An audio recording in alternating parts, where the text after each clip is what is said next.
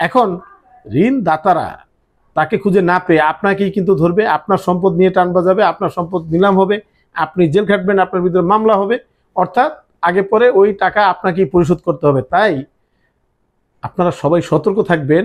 প্রিয় ভিউয়ার্স, আসসালামু আলাইকুম। বাংলার একটা প্রবাদের মতো, খাইলাম না শুইলাম না গ্লাস ভেঙে জরিমানা। অর্থাৎ হোটেলে ঢুকে একজন এক গ্লাস পানি খাওয়া শুরু খাইছে, অন্য হোটেলের কোনো খাবার খায় নাই, কিন্তু হাত থেকে পরে গ্লাস ভেঙে গেছে, আসার সময় সে 10 টাকা বিল দিতে হয়েছে।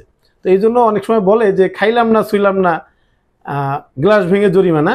এটা হলো ঋণ না নিয়েও আপনি যদি গ্রান্ডার হন, সেই ক্ষেত্রে ওই ঋণের সকল লায়াবিলিটিস আপনার মাথার উপরে চলে আসবে।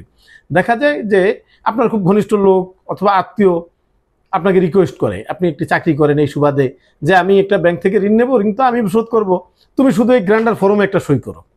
তা আপনি চিন্তা করেন, যেহেতু ও ঋণ নেবে, ওর সম্পত্তি মর্গেজ রাখতেছে, ওর দায় দায়িত্ব ওর, তো আমি এই ফর্মটা একটা সই করলে তাতে আর কি হবে।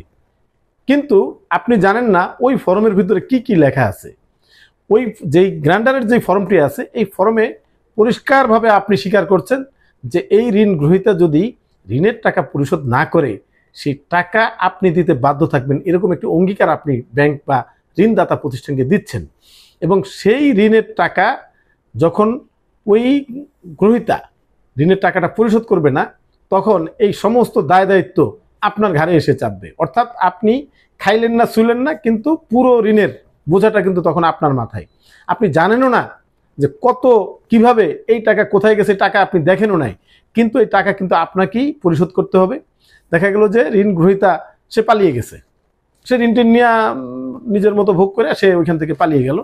এখন ঋণদাতারা তাকে খুঁজে না পেয়ে আপনাকেই কিন্তু ধরবে, আপনার সম্পদ নিয়ে টান বাজাবে, আপনার সম্পদ নিলাম হবে, আপনি জেল খাটবেন, আপনার ভিতরে মামলা হবে, অর্থাৎ আগে পরে ওই টাকা আপনাকেই পরিশোধ করতে হবে। তাই আপনারা সবাই সতর্ক থাকবেন এই গ্রান্ডার ফর্মে সই করার আগে।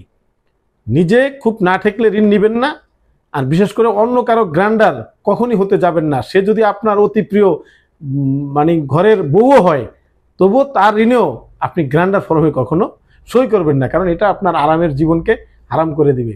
ধন্যবাদ সবাইকে।